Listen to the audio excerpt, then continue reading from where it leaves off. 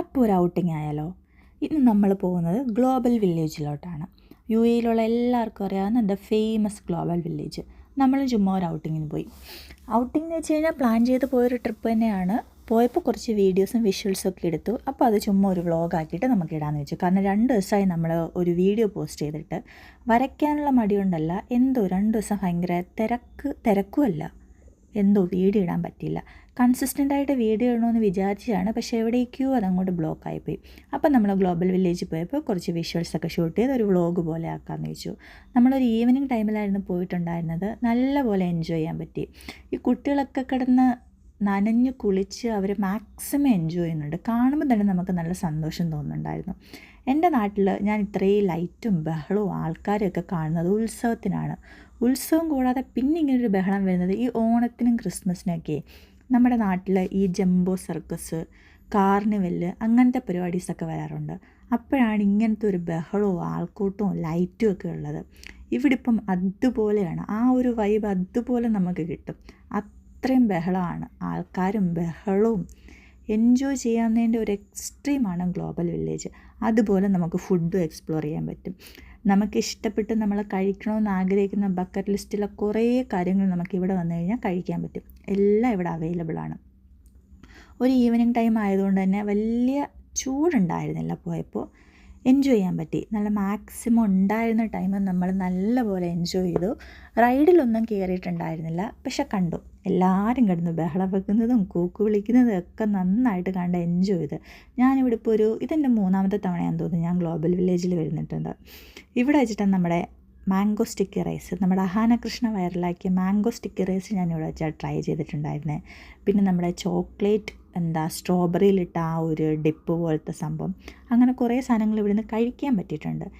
നല്ലപോലെ time spend ചെയ്ത് enjoy ചെയ്യാൻ പറ്റിയൊരു സ്പോട്ടാണ് ഗ്ലോബൽ വില്ലേജ് എന്ന് പറയുന്നത്. നാട്ടിൽ നിന്ന് മാറി നിൽക്കുന്ന മലയാളികൾക്കെല്ലാം ഒരു ഉത്സവം കണ്ട ഫീലായിരിക്കും ഗ്ലോബൽ വില്ലേജിൽ വരുന്നത്.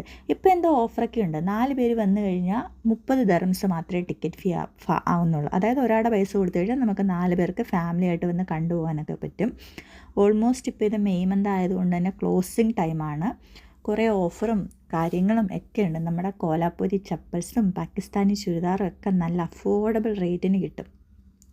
വാങ്ങിക്കാൻ താല്പര്യമുള്ളവർക്ക് നല്ലപോലെ വന്ന് വാങ്ങിക്കാൻ പറ്റും. കാരണം ക്ലോസിങ് ടൈം ആയതുകൊണ്ട് തന്നെ എല്ലാം നല്ല റിഡക്ഷൻ റേറ്റിലാണ് കൊടുത്തിട്ടുണ്ടായിരിക്കുന്നത്.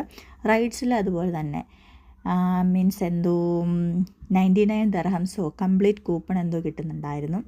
അങ്ങനെ നമ്മൾ കുറേ ടൈം എൻജോയ് ചെയ്തു. നല്ല കുറേ വിഷ്വൽസ് എടുത്തു. എന്താ പറയുക, നല്ലൊരു മെമ്മറി ആയിരുന്നു ഗ്ലോബൽ വില്ലേജിൽ പോയിട്ടുണ്ടായിരുന്നത്. കുറേ ടൈം നമുക്ക് മനസ്സ് നിറയെ, അല്ലെങ്കിൽ എന്താ പറയുന്ന, മനസ്സിലെ കുറേ ടെൻഷൻസൊക്കെ മാറ്റി വെച്ചിട്ട് നമ്മൾ വേറെ ഏതോ ഒരു ലോകത്ത് നന്നായിട്ട് നമുക്ക് എൻജോയ് ചെയ്യാൻ പറ്റുന്നുണ്ടായിരുന്നു. കുറേ സംഭവങ്ങളൊക്കെ വാങ്ങണമെന്ന് ആഗ്രഹം ഉണ്ടായിരുന്നു, പക്ഷെ ഒന്നും നടന്നില്ല. അവിടെ ഇവിടെ എല്ലാം തിരിഞ്ഞ് നടന്ന് സമയം പോയതല്ലാതെ ഒന്നും നടന്നില്ല. പക്ഷെ ആ നടക്കുന്നത് നമ്മളങ്ങനെ ഒന്നും അറിയാണ്ട് അവിടെ നോക്കി ഇവിടെ നോക്കി അവരെയും വായി നോക്കി കുറേ ലൈറ്റ്സൊക്കെ കണ്ടിങ്ങനെ നടക്കാൻ എനിക്ക് നല്ല ഇഷ്ടമാണ്. എന്ന് വെച്ചിട്ടുണ്ടെങ്കിൽ നല്ല ആളും ബഹളവും തിരക്കും ഒക്കെ ഉള്ളവരെടുത്ത് നമ്മൾ നമ്മുടേതായ ലോകത്തിങ്ങനെ നടക്കുന്നു. നമ്മളെ നിയന്ത്രിക്കാൻ ആരുമില്ല, നമ്മളെ റെസ്ട്രിക്റ്റ് ചെയ്യാൻ ആരുമില്ല. ഒരു ഫ്രീഡം കിട്ടിയ പോലാണ്.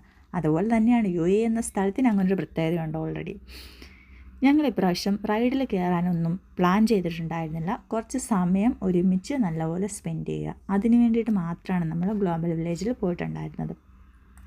പിന്നെ എന്താ പറയുക, ഈ തീരാറായതുകൊണ്ട് തന്നെ കുറേ സ്റ്റേജ് ഷോസും ഡാൻസും ഒക്കെ ഉണ്ടായിരുന്നു.